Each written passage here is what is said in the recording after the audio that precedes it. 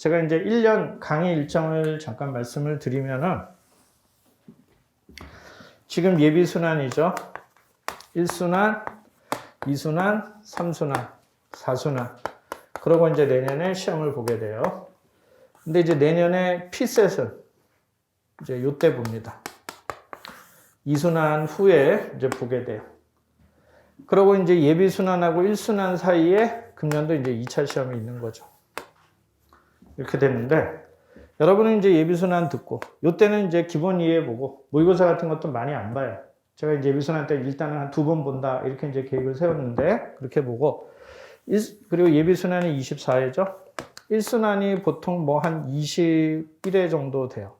2순환은 한 16회 정도 돼요. 3순환이 21회 정도, 역시 이제 20회 정도 될 거예요. 20회. 자, 이렇게 되는데 1순환 때는 3일에 한 번씩 모의고사를 봐요. 2순환 때는 2일에 한 번씩 보고 3순환 때는 1일에 매일마다 이제 봅니다. 그리고 4순환은 이제 실전처럼 이제 보는 거예요. 근데 이거는 실전처럼 그냥 하루 하고 2시간씩 시험 보는 거기 때문에 실제로 이제 공부를 하는 시간은 아니에요. 그냥 마지막에 가서 이제 실전 테스트만 이제 하는 거지. 그러니까 요게 이제 제대로 이제 공부하는 그 순환 과정이에요.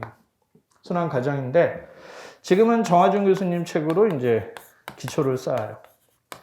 그리고 1순환 때 교재가 제가 쓴 교재로 이제 워크북이라고 해가지고 어떤 이제 교수님들 책들을 이제 요약한 이제 요약서예요. 요약해가지고 일반 이론하고 기출문제하고 판례들을 이렇게 이제 소개한 그런 이제 요약서인데 요걸 가지고 이제 공부를 해요. 그럼 이제 실제로 교수님들 책보다는 이 책이 요약은 더 잘 돼 있어요. 그러니까 딱딱 좀 즉각적으로 와닿기에는 이제 이런 책이 낫긴 하죠. 제 책뿐만 아니라 신림동인 강사들이 쓴 요약서들의 특징이 원래 다 그런 거잖아요. 그죠? 자, 근데 이제 기초를 제대로 다지기 위해서는 크게 넓게 봐야 되니까 일단은 이제 교수님 책으로 이제 공부를 하는 거예요. 그리고 이제 2순환 때는 이제 사례집을 봅니다. 사례집으로 제가 이제 쓴 행시, 변시, 사시, 기출문제집이라고 해서 줄여서 이제 행변사기라고 하는데 요 기출 사례집 가지고 주 교재를 삼으면서 이제 2순환을 해요. 그리고 이제 3순환 때는 어떤 이제 주 교재는 없고요. 제가 이제 쓴 체크리스트라는 게 있어요. 체크리스트라는 걸 통해 가지고 그냥 핵심적인 내용만 체크를 하면서 매일매일 모의고사 보면서 강평하고 체크하고 그동안 배웠던 거 쭉 정리하면서 이제 3순환 과정을 이제 통과하게 됩니다. 그러니까 교재가 이제 좀 바뀌어요. 그러는 이제 부담은 있습니다. 여러분에게. 근데 어차피 사례집은 분명히 다 따로 봐야 되는 거예요. 이제 예비하고 1순환 교재가 같을 수도 있고, 어떤 분은 뭐 판례 교재, 뭐 대개는 다 다르긴 달라요. 근데 지금 예비 때 이 교과서를 열심히 이렇게 보고, 여기다가 밑줄까지 그어놨는데, 그걸 다음에 또 안 볼 거다. 그러면은 막 교과서에다가 열심히 밑줄 긋고 신경 쓰고 막 그럴 필요는 사실 없겠죠. 그런 분들은 제가 나눠드린 밑줄 자료 가지고 그냥 밑줄 자료 갖고 그냥 쭉 읽어오면 되는 거예요. 자, 하지만 그냥 밑줄 자료를 쭉 이렇게 읽는 것보다 그래도 교과서를 이렇게 읽는 게 좀 더 집중은 될 거예요. 그러니까 가능하면은 제가 그걸 권해요. 그리고 이 교과서는 나중에 이런 책으로 공부를 할 때 필요한 부분은 이제 그 다음에는 발췌해서 찾아보는 거야. 그러니까 1순환, 2순환 때는 이 교과서를 처음부터 끝까지 다 본다고 생각하지 마시고 필요한 부분을 발췌해서 참고로 이제 찾아본다. 이 교과서 용도는 그렇습니다. 어떤 분은 교과서를 가지고 처음부터 끝까지 교재를 갖고 가려는 분도 있긴 하지만 요즘 신림동 트렌드는 그런 분들은 거의 없어요.